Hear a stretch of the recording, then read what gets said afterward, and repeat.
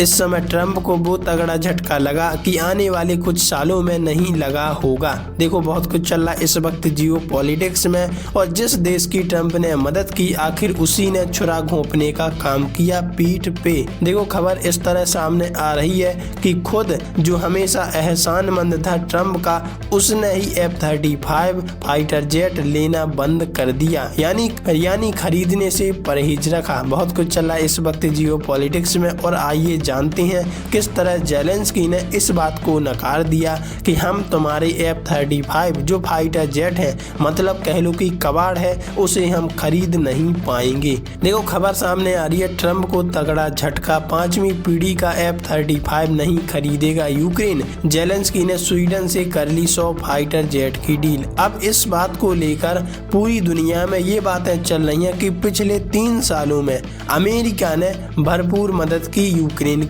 लेकिन अब जब हथियार की कमी पड़ रही है तो यूक्रेन खरीदने जा रहा है किससे? स्वीडन से, वो भी F-35 फाइटर जेट को छोड़कर। देखो गिप्रेन विमान 1996 से सेवा में है। इसके नवीनतम संस्करण का पहला विमान गिप्रेन ई अक्टूबर में स्वीडिश वायुसेना को सौंपा गया। कुल मिलाकर अब तक 280 से ज्यादा गिप्रेन का निर्माण किया जा चुका है।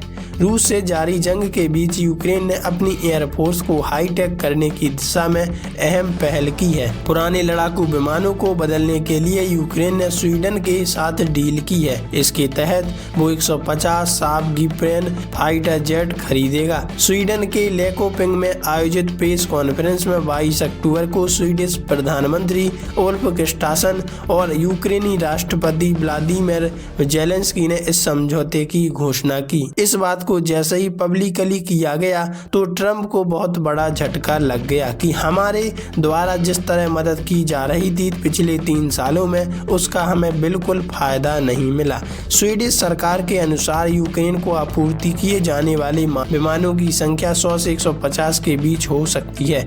क्रिस्टरसन ने बताया कि यह सौदा गिप्रेन से संबंधित एक बड़े संभावित निर्यात सौदे की ओर से एक कदम है। जेलेंस्की ने गिप्रेन के अधिग्रहण को यूक्रेन की रक्षा रणनीति के लिए टॉप प्राथमिकता बताया। उन्होंने पुराने सोवियत विमानों को बदलने और आधुनिक पश्चिमी प्लेटफॉर्मों को शामिल करने की आवश्यकता पर जोर दिया। युद्ध में किया जा चुका इस्तेमाल। स्वीडिश मीडिया के अनुसार इस साल पहली बार गिप्रेन का इस्तेमाल सीधे युद्ध में किया गया जब थाईलैंड ने कंबोडिया के साथ टकराव में लड़ाकू विमानों को तैनात किया। इससे पहले गिप्रेन का इस्तेमाल मुख्य रूप से हवाई पुलिसिंग के लिए किया जाता रहा और इसे 2025 में मित्र देशों के हवाई क्षेत्र में गश्त करने के नाटो मिशन के तहत पोलैंड में तैनात किया गया था। स्वीडन के गिप्रेन का मुकाबला लॉकहीड मार्टिन के साथ है। लॉकहीड मार्टिन के F-35 और F-16 और डसॉल्ट एविएशन ने राफेल यूरोफाइटर को दक्षिण अफ्रीका, थाईलैंड, ब्राजील, चेक गणराज्य और हंगरी को एक्सपोर्ट किया है,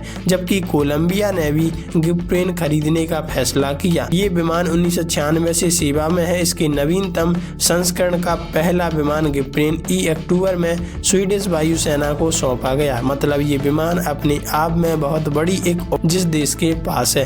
कुल मिलाकर अब तक 280 से ज्यादा गिप्रेन का निर्माण किया जा चुका है। गिप्रेन फाइटर जेट की खासियत क्या है? साफ गिप्रेन ई एक hi-tech multi role fighter jet है। इसे स्वीडिश एरोस्पेस कंपनी साफ द्वारा विकसित किया गया। इसे चौथी पीढ़ी के हल्के सिंगल इंजन वाले सुपरसोनिक जेट के रूप में जाना जाता है, जो हवाई युद्ध, बमबारी और टोही मिशनों में सक्षम है। गिप्रेन ई को स्मार्ट फाइटर कहा जाता है, जो आधुनिक युद्ध के लिए आवश्यकता गतिशीलता, कम लागत, उच्च उपलब्धता और उन्नत सेंसर फ्यूजन तकनीक का एक शक्तिशाली संयोजन प्रदान करता है। वैसे आप इस बारे में क्या कहेंगे? कमेंट में लिखकर जरूर बताइएगा। क्या वास्तव में जेलेंस्की ने अमेरिका के राष्ट्रपति डोनाल्ड ट्रंप के साथ सही किया?